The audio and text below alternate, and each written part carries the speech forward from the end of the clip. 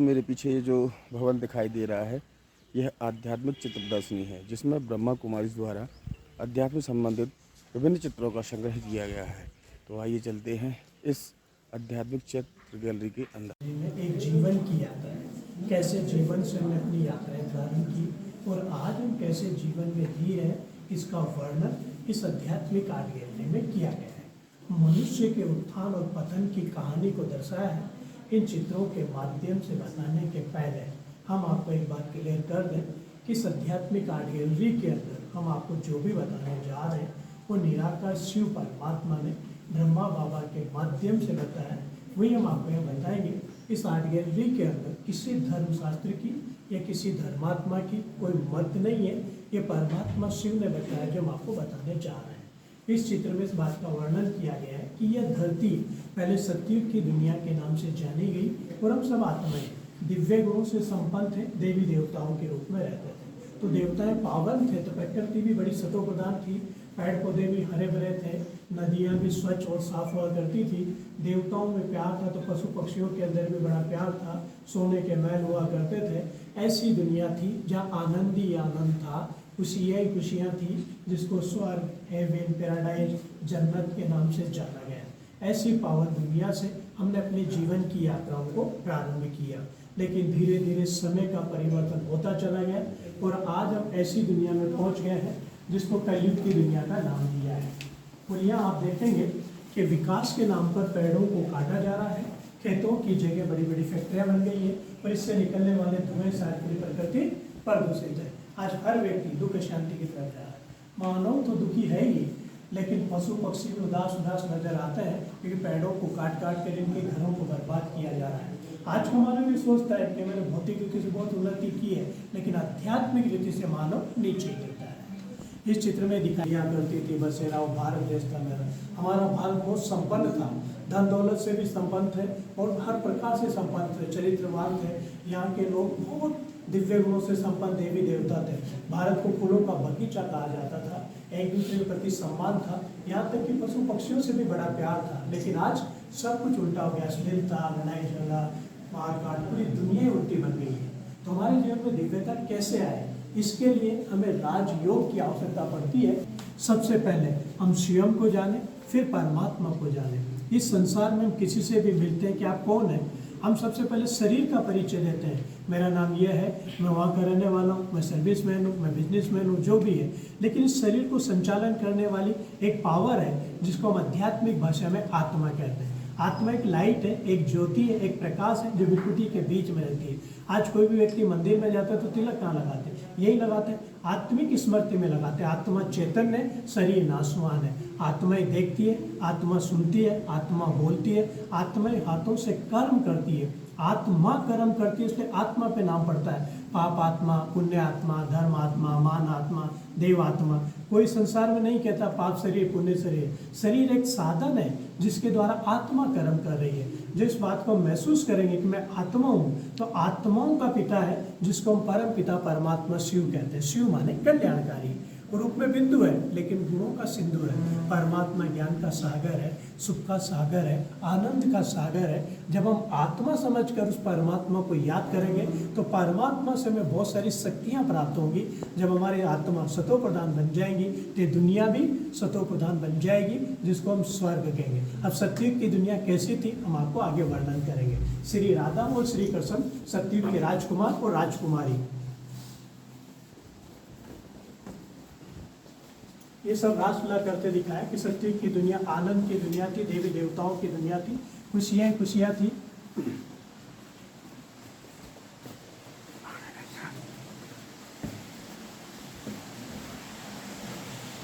तो बताया कि हम सब एक चैतन्य शक्ति आत्मा है, लेकिन आत्मा शरीर में आई कहाँ से? वो शरीर छोड़ने के बाद जाती कहाँ है?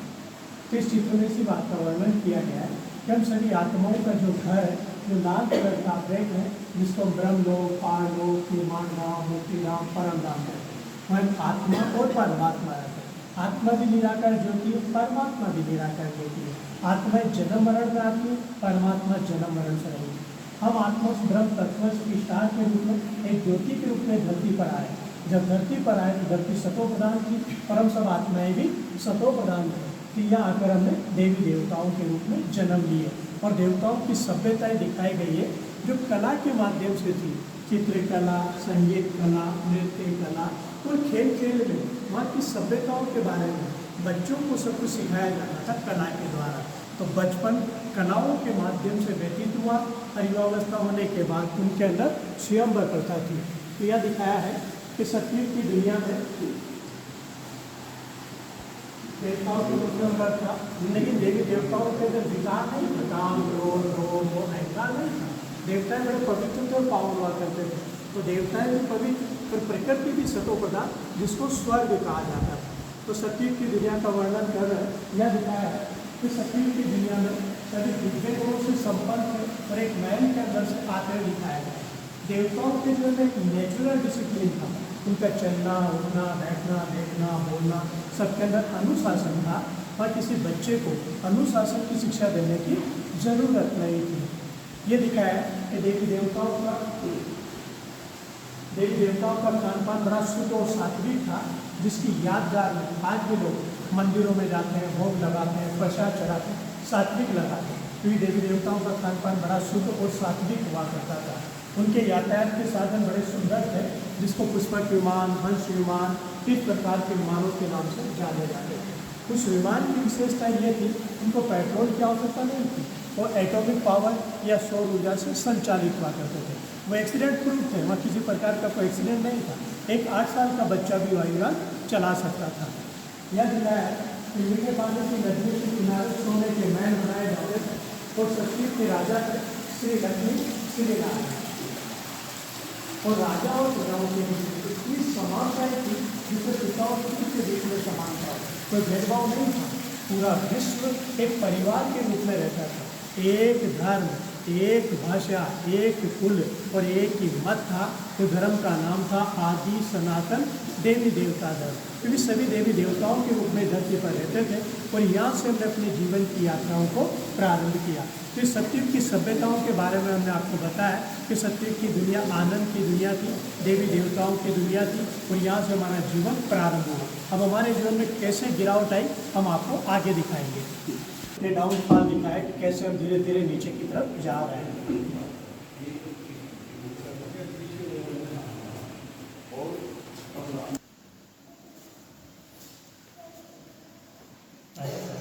आएंगे द्वापर युग। इस संसार में 4 युग है। सबसे पहला युग सतयुग, वो 1250 वर्ष तक चला। उसके दूसरा युग आया त्रेता और वो भी 1250 वर्ष तक चला। तीसरा युग द्वापर और वो भी 1250 वर्ष का। चौथा युग कलयुग। ऐसे 4 युग 1250 वर्ष के और पूरा सृष्टि चक्र 5000 वर्ष का है।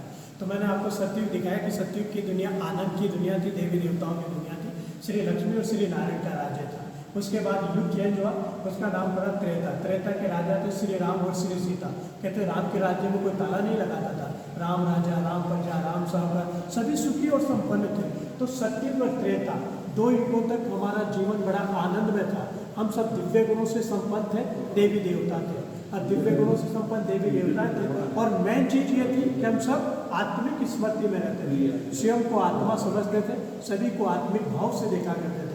आत्मा सतयुग से जन्म लेती गई, शरीर छोड़ती रही। एक शरीर छोड़ा, दूसरा, तीसरा, चौथा, 5वां, बार बार बार बार शरीर में आने से धीरे धीरे शरीर से अटैचमेंट हुआ और द्वापर युग में आकर बॉडी कॉन्शियस हुआ। देवान जागा, देवान से देखी इच्छाएं, देखी इच्छाओं से अज्ञानता बढ़ी, अज्ञानता से मोह, लोभ, द्वेष, शिक्षा, काम, क्रोध, ये सारी बुराई मनुष्य के जीवन में आने लगी। इन बुराइयों का प्रतीक एक सांप दिखाया जो विकारों का प्रतीक है और जो हमारा संपन्न जीवन था उससे नीचे गिरे।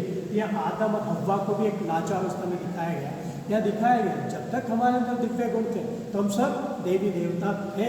जब दिव्य गुण नष्ट हुए तो मनुष्य कहलाए और मनुष्य के जीवन में बुराई है तो दुख शांति बढ़ी और जब दुख शांति बढ़ी तो सुख और शांति पाने के लिए या मंदिर, मस्जिद, गिरजाघर, गुरुद्वारों के निर्माण हुए और भक्ति भावनाएं प्रारंभ हुई। क्योंकि सतयुग त्रेता तक कोई भक्ति नहीं थी, क्योंकि स्वयं भी पूज्य थे, पूजा करने की जरूरत नहीं थी।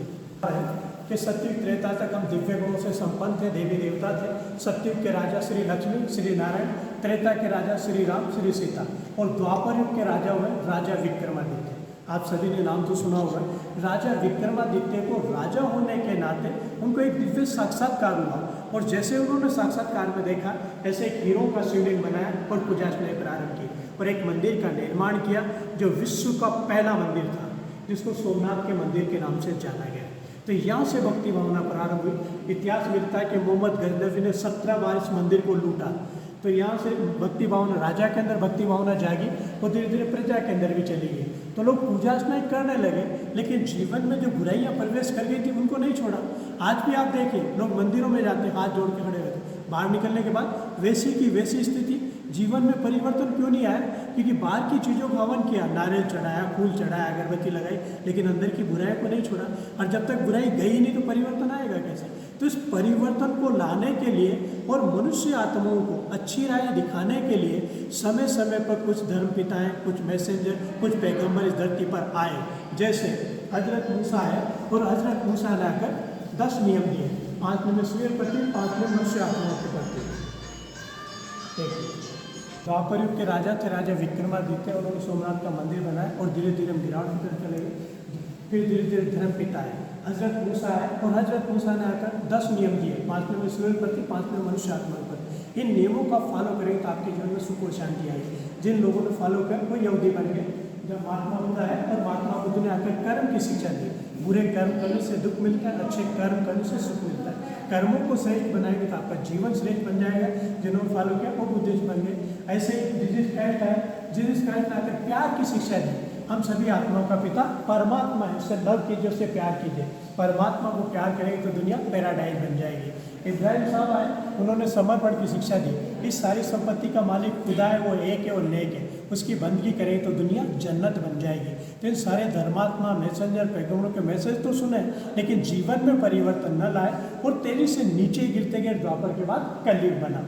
लेकिन हम आपको एक मैसेज देंगे कि भगवद गीता में लिखा है, यदा यदा हि धर्मस्य ग्लानि भवति भारत। जब जब धर्म की अति गिलानी होती तो परमात्मा शिव धरती पर आते हैं। तो वो निराकार निरंजन परमात्मा शिव, वो माँ के पेट से तो जन्म लेता नहीं, तो परमात्मा परकाया प्रवेश करते हैं गूढ़े तल में, जिनका नाम दिया गया है प्रजापिता ब्रह्मा। और ब्रह्मा के द्वारा हम सभी मनुष्य आत्माओं को राजयोग सिखाकर, पावन बनाकर, पावन दुनिया का निर्माण करते हैं, उसकी पालना करवाते हैं विष्णु के द्वारा।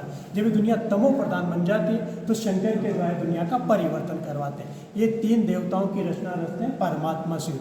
सभी आत्माओं का पिता परमात्मा शिव है, वो निराकार निरंजन, जिसको भी सभी धर्मों में माना जाता है। आप इसको इधर से मारेंगे, इधर से भी आता है। कहने का भाव यह है, जो भी संसार में आप कार्य कर रहे हैं उसी का फल आपको मिलता है। अच्छा करेंगे अच्छा ही मिलेगा, बुरा करेंगे बुरा ही मिलेगा। जैसा सोचोगे वैसे बन जाओगे, जैसे कर्म करोगे वैसे फल पाओगे। सुख या दुख मनुष्य के स्वयं के कर्मों का फल है। भगवान किसी को दुख नहीं देता है। निराकार व्यक्ति ने ब्रह्मा बाबा के मुख से अपना परिचय दिया, निजानंद स्वरूपम शिवम शिवम, ज्ञान स्वरूपम शिवम शिवम, प्रकाश स्वरूपम शिवम। मेरा निज रूप ज्योति बिंदु है, मैं ज्ञान स्वरूप हूँ, प्रकाश स्वरूप। 2 चीज के मिलन को संगम कहते हैं। अभी कलयुग जा रहा है और सतयुग आने वाला है, ये बीच का पीरियड है। इसी समय स्वयं निराकार परमात्मा से ब्रह्मा बाबा के तन से हम सभी मनुष्य आत्माओं को राजयोग की शिक्षा दें। और राजयोग कोई कठिन प्रक्रिया नहीं है। आपको कोई घर बार छोड़ने की आवश्यकता नहीं है, न कोई हठ क्रिया करनी है, न कोई प्राणायाम जपना है। केवल स्वयं को रियलाइजेशन कराना कि मैं चैतन्य शक्ति आत्मा हूँ। जब आप अपने आप को आत्मा समझेंगे तो आत्मा की शक्तियाँ जागृत होगी, मन, बुद्धि और संस्कार। मन और बुद्धि को एकाग्र कर उस परम पिता परमात्मा को याद करने की विधि को राजयोग कहा जाता है। यह सभी को योग करते दिखाया गया कि योग के द्वारा ही हम अपने जीवन में परिवर्तन ला सकते हैं। लिखे पढ़े, बैठे करें, सब्जी काटे, कुछ भी कर्म करो, हाथों से कर्म करो, मन के द्वारा परमात्मा को याद करो। परमात्मा की याद में रहकर किए गए कर्म दिव्य कर्म। हाँ जी भाई, नहीं बस आए। यहाँ दिखाया है, कर्म करते हुए परमात्मा को याद करेंगे तो आपके कर्म श्रेष्ठ होंगे, आपका जीवन श्रेष्ठ बन जाएगा। आत्मा आती है, बच्चे के रूप में जन्म लेती है, बच्चा जवान होता है, बूढ़ा होता है, शरीर छोड़ देता है।